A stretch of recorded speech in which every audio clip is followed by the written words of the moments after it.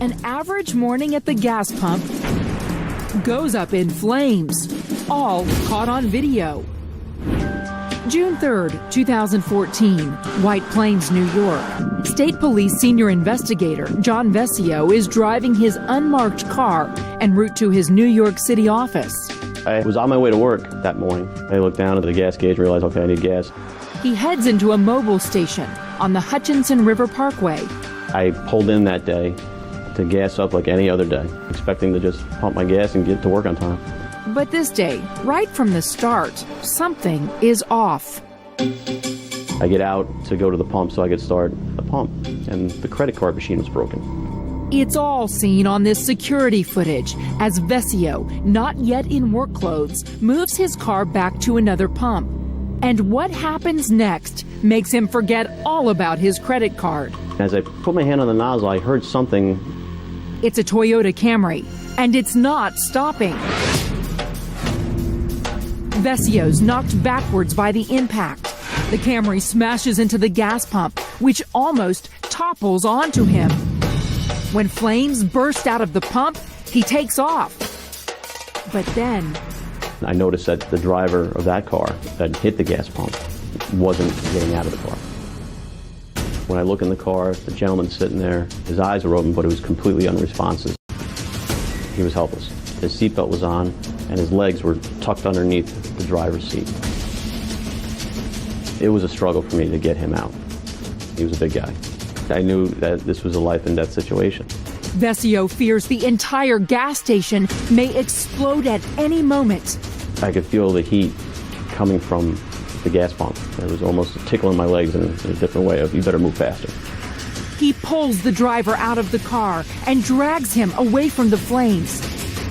And then he goes back again to get his first aid kit. Opened the trunk, was able to get the first aid kit, and I could see the trunk of my car. The flames were already starting to come upon it. Some guy asked, why didn't you get back in the car and move it? And I just never thought about that. I don't even know if it would have been a good idea. Another customer rushes over to help. Joined by a doctor off camera, they move the unconscious driver even further away.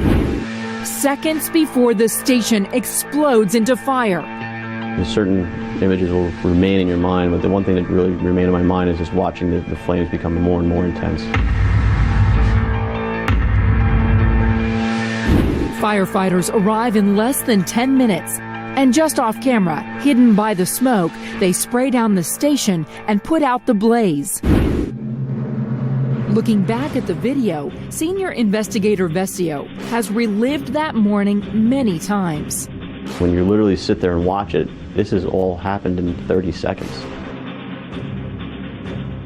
Then when I started to break it down, I started to just see the video piece by piece. So many things happened. It seemed like I was there forever. And if you slow down that video, you can see at impact that metal U that's supposed to protect the gas pump completely extends and flies the same direction that I start running. And when they recovered it, it was about 60 feet behind the gas station. So that kind of gave you an idea of how fast he came into the gas station. At that moment, Vescio could have stayed out of harm's way, but chose not to. So what made him do it?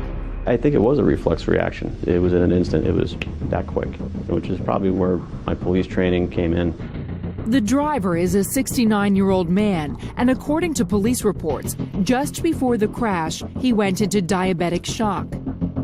That stuck out to me immediately was, number one, he's not getting out on his own. He was complete dead weight. So I had to pull him out, and I had to do it quickly. I think the only thing that was on my mind right there is that I was not going to let this guy die.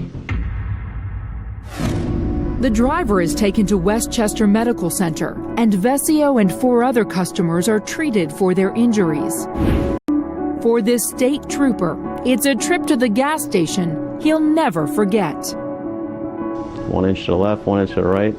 I could have had a completely different result, and maybe I wouldn't be here right now. And maybe that gentleman wouldn't be here either.